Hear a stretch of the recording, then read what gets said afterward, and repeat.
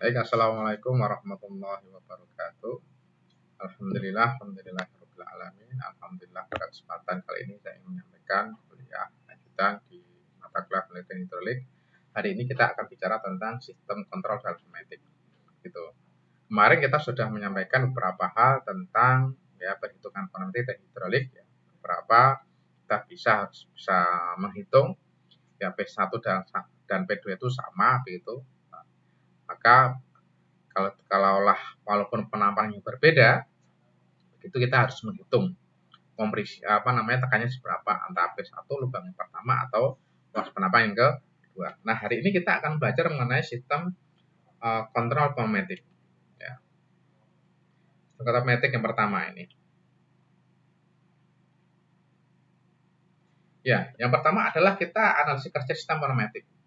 Pertama, pengendalian langsung pada silinder sederhana atau single acting gitu ya. Ya, ini langsung. Jadi ketika ada kontrol, ya, ketika kontrol ini ditekan, itu langsung sumber dari kompresor ini atau udara bertekan itu langsung dia mengarah ke silinder single acting. Dia akan menjadikan dia maju. Nah, begini. Ya. Kenapa? Dia ini pakai valve berapa? 3/2.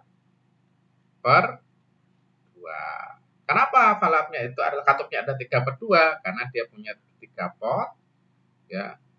Dan dua area, 1 dan 2. Maka ketika tombol 1.1 ini ditekan, maka akan ada pergeseran ke kanan katupnya sehingga menyambungkan secara langsung udara bertekanan itu langsung ke sini. Nah, akan menjadikan ya silinder single acting ini akan langsung bergerak ke sini. Ya, gerak ke sini. Nah, setelah selesai ke titik utama, maka dia akan kembali lagi dengan bantuan pegas pembali. Ini adalah pegas pembali. Ya, pegas pembali. Ya, ini langsung.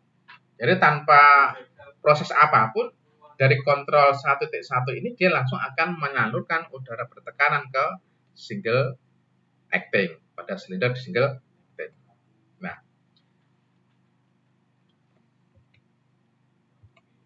ya, masih pada hal tersebut. Nah, ini adalah salah satu contoh ya, contoh penggerak ya, penggerak single acting ya, gitu.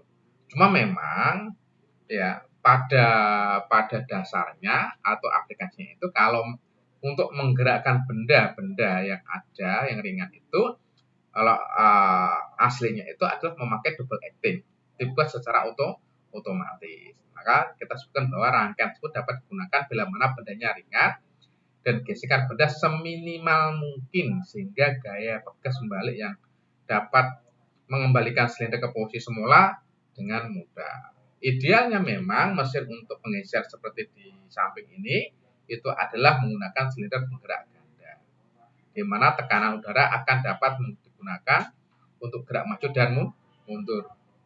Gitu ya. Terus yang kedua adalah pengandalan tak langsung silinder penggerak ganda. Pengandalan tak langsung dengan silinder double acting. Ini adalah contoh rangkaian yang digunakan. Rangkaiannya sini. Jadi kalau kita ingin membuat ini, maka inilah contoh rangkaiannya. Coba kita lihat. Di sini adalah sumber udara bertekanan dari kompresor 0.1. Ya, anggap aja ini sumbernya. Ya. Kenapa dikatakan sebagai tak langsung? Karena untuk menggerakkan silinder 1.0 ini butuh proses ini. Ya, harus melalui katup-katup ini semua ya. Namanya katup pemroses. Ya. Maka ketika ini sudah on sumber udaranya, maka ketika katup 1 2 ini ditekan, maka adanya pergeseran sehingga udara bertekanan tadi masuk ke sini 1.4 menuju 1.4 dan menggeser katup 1.1. Ya, lagi-lagi katup titik 1 ini dia memakai katup 5/2. Ini ya ingat ya. Kenapa 5/2? Karena mempunyai 5 pot dan 2 ruangan. 1, 2, 3, 1, 2, 3, 4, dan 5. Mempunyai 5 pot, mempunyai 5 lubang. Dan 2 daerah, 2 area. Ketika ini bergeser, maka akan melalui katup 1.01. Ini adalah katup pengatur kecepatan. Nah, dari katup pengatur kecepatan ini akan diatur seberapa kecepatan silinder double acting itu bergerak. Apakah disetting 50% kinerjanya atau disetting 100%. Kalau disetting 100% berarti dia akan bergerak cepat. Ya. Ya, terus. Maka setelah dia bergerak, setelah katup cekik ini atau katup kecepatan, dia akan bergerak maju. Setelah maju, maka akan ada penekanan juga. Ya, katup 1.3 ini diaktifkan, gitu, maka dia akan memberikan sinyal pergeseran ke katup 12 ini, saluran mulai 12 ini, ya, dia akan geser ke kiri lagi, sehingga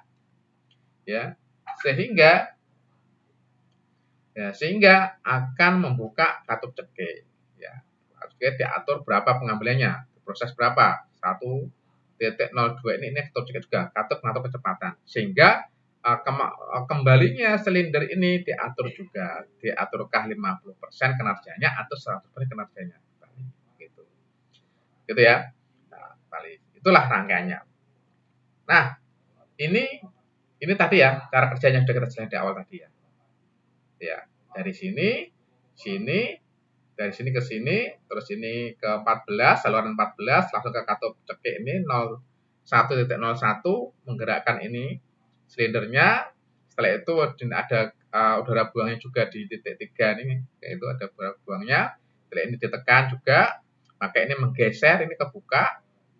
Sini menggeser katup ini, nah, geser ke kiri lagi, maka ini berjalan ke sini. Dia bergerak mundur.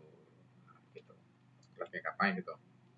Nah, pengendali gerak otomatis silinder penggerak ganda, ya, tadi masih manual, cuma dengan penggerak ganda. Tapi sekarang sudah dibuat secara otomatis. Apa bedanya?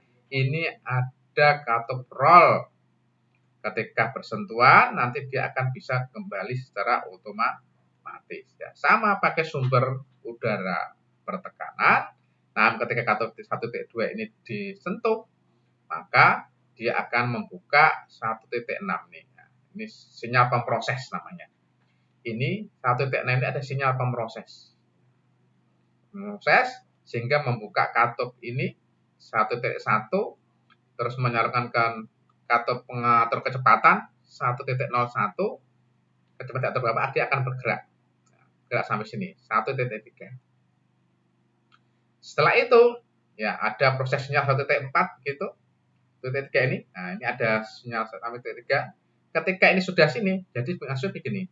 Roll ini ditaruh di sini ketika sudah mentok ke katup roll ini, menyentuh ini, maka dia akan mengasih sinyal dan membuka katup ini. Dia bergeser ke sini dan dia membuka ini. Nah, ini ya. Jadi roll pertama 1.4 di sini, ditaruh di sini. Nah, kalau sudah bergerak maju, di sini ada sensor atau katup 1.3. Ketika sudah menyentuh, ini kesentuh. Sudah kesentuh, maka dia akan bawa katup ini dan dia akan jalan mundur. Dan seterusnya bergerak secara otomatis. Maka di sini dibagi menjadi aktuator, pengendali kecepatan, katup cekik, katup pengendali 5/2, ya, 5/2. Sebentar, ada berapa ini? 5/2. Terus ada katup pemrosesan sinyal, katup sinyal, dan sumber energi. Nah, gitu ya. Tadi sudah kita sampaikan geraknya ya, pakai yang sederhana tadi. Ya.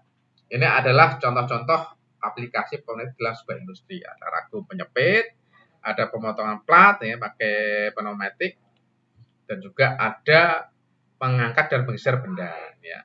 Ini turun bendanya sampai sini, terus dinaikkan sini, terus digeser ke sini. Ya.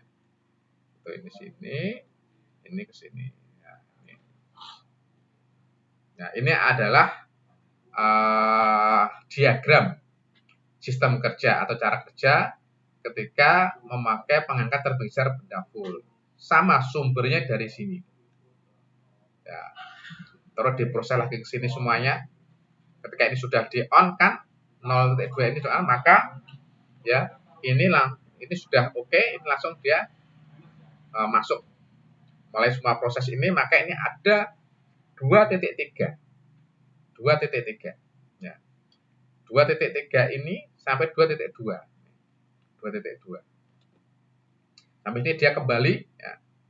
Yang pertama dia kan tadi mengangkat ke atas, ini mengangkat ke atas, ini adalah menggeser ke kiri kan, begitu kan ya, geser ke kiri kan, dan ini prosesnya begini. Nah, ini tadi cara kerjanya secara sederhana ya. Ya, baik, demikian untuk oleh kita pada pagi hari ini. Saya kira saya cukupkan. Jangan lupa untuk ke depan ada tugas besar, yaitu membuat presentasi mengenai aplikasi di industri sekitar kita, mengenai kinerja aplikasi penelitian tooling dari start kita dan dipresentasikan setelah TS nanti ya per kelompok. Maka silahkan sudah mulai dicicil dan dibuat ya. Demikian oleh kita pada kesempatan kali ini saya kira cukupkan.